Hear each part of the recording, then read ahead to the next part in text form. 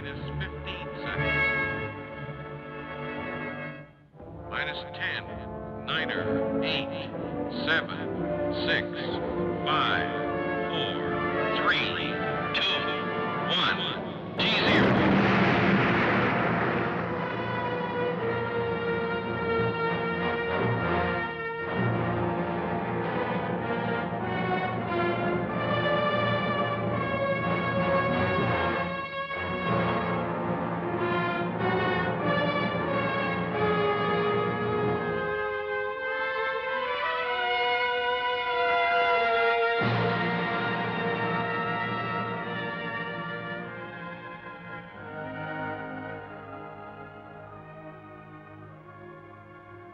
Tour day can start out any time of the morning, 6:30, 7 o'clock, 8 o'clock in the morning, leaving from Las Vegas and driving the 65 miles from Las Vegas north on US 95 to the entrance of the Nevada test sites.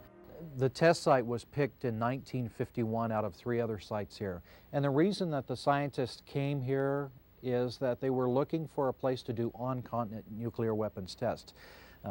At the time, they were doing all the nuclear weapons tests down the Pacific. It was very expensive. President Truman wanted to see if they could find a location in the United States to do the smaller, lower yield nuclear tests on continent. And they ended up with the Nevada test site. At the time, it was called the Nevada Proving Grounds.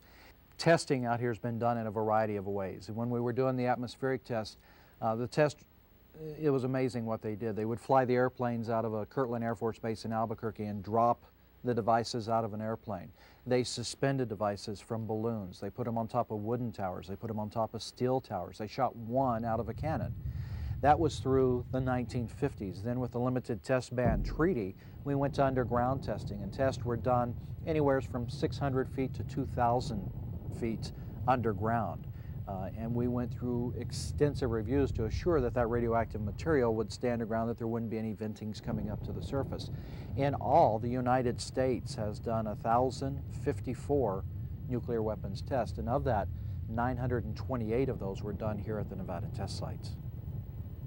And the first thing that visitors see when they come to the test site is the Frenchman Dry Lake Bed. That's where the first atmospheric tests were conducted out here on the test site. The first test was conducted on January 27, 1951. The people from a distance, they'll see the dry lake bed and it's hard to see anything, but once we start getting onto the dry lake bed, when you're driving through, you see a lot of different structures. There's the hotel, motel walls. What the scientists were doing with those is they built the faces of those out of different types of materials, brick, mortar, concrete block. And they wanted to see what the pressures from the blast would do to those walls, what would stand up, what wouldn't stand up. You also see an old railroad bridge that is sitting out there. And it's pretty remarkable because it's one of the things that really gives you a good idea what the heat and blast effects. You've got these very thick I-beams that have been bent almost like spaghetti that the train was sitting on top of.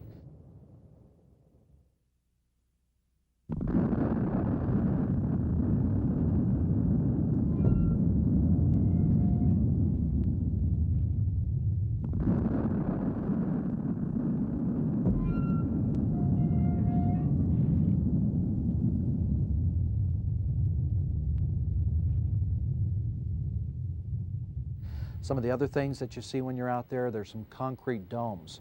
What we know about the principles of hardening of concrete were developed out there on Frenchman Flat at the test site.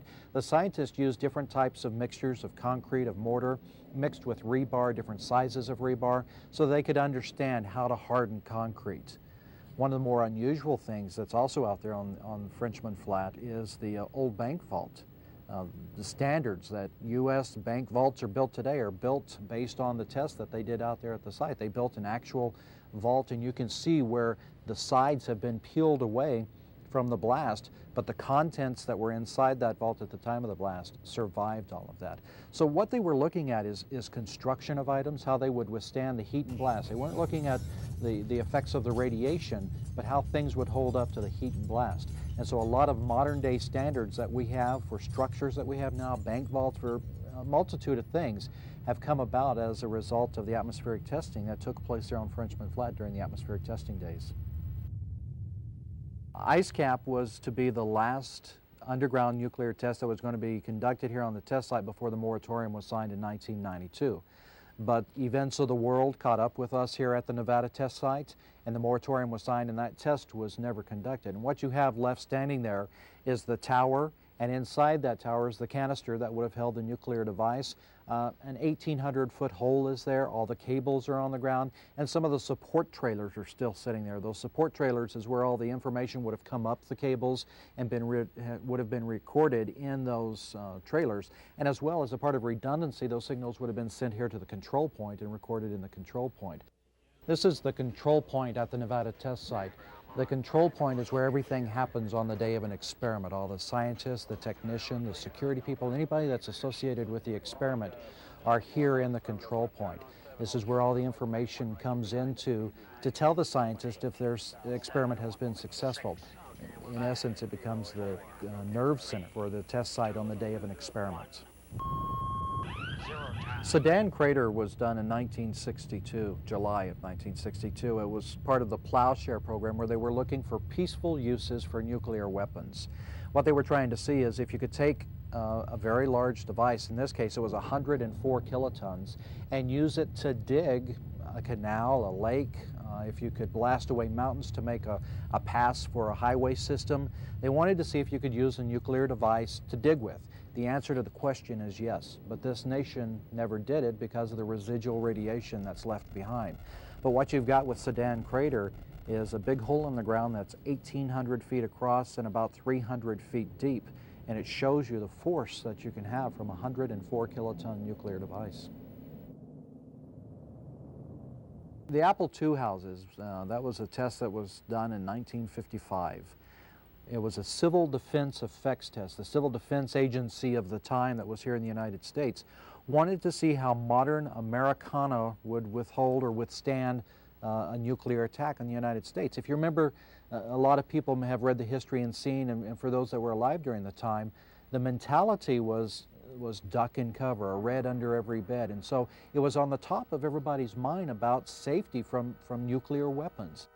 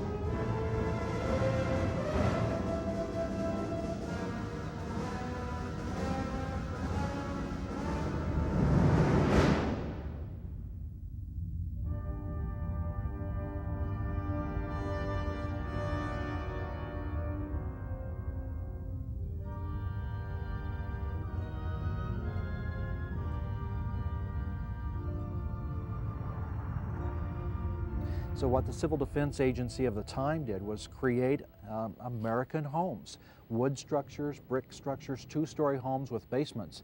And they outfitted these homes with everything that you would find in a modern 1955 home. They put mannequins inside, they put food, they put cars, they put radios that were working. Everything in the house was fully operational that you would find of the time. Then after the test, the Apple II test, they came in to see what the effects were on that American home so that they, as a civil defense agency, could prepare some type of preparedness plans that the American citizens could use.